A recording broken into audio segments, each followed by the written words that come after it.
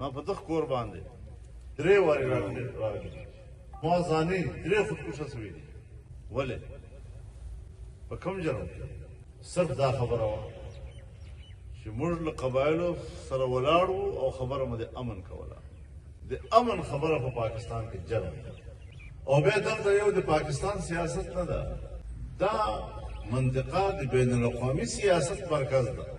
په دغه منطقې د امریکې هم نظر ده په دغه منطقې باندې د ناټو هم نظر ده په دغه منطقې باندې د چین هم نظر ده په دغه منطقې باندې د روس هم نظر ده تمام بین الاقوامي قوتونه په دغه منطقې خپل نظر لري او د دغه منطقې مفادات په نظر کې تاسو به هم وایئ او زه هم وایم او په ظاهر هم دغسې ښکاري چې دا غرونه دا وچ غرونه دا خړ پړ خلک سهار ماښام مړی د به فکر په دغې منطقې باندې به دوی څه کوي لیکن نن مجلسونه را پرسېره شول چې د موږ د دغو قبایلو له باجوړه تر وزیرستانه پورې دا د ایشیا د معدنیاتو ټوله غټه ذخیره ده په دې کې تیل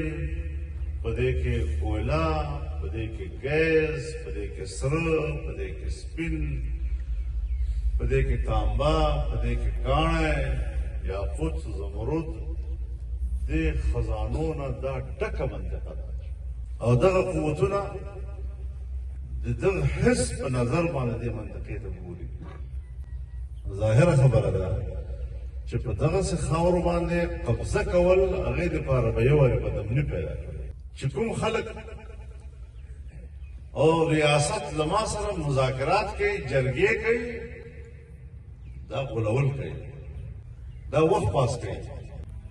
دا ما ته دا تاثر راکوي چې راځئ چې دا نن یو خبره پېښه شوه چې راځئ په دې نن خبره مشوره وکړو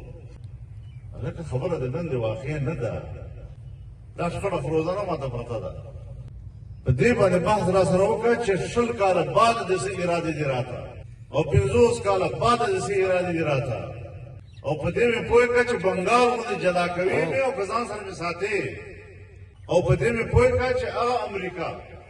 چې دنیا ته یو باقاعده ایجنډا ورکړې ده او هغه ایجنډا دا ده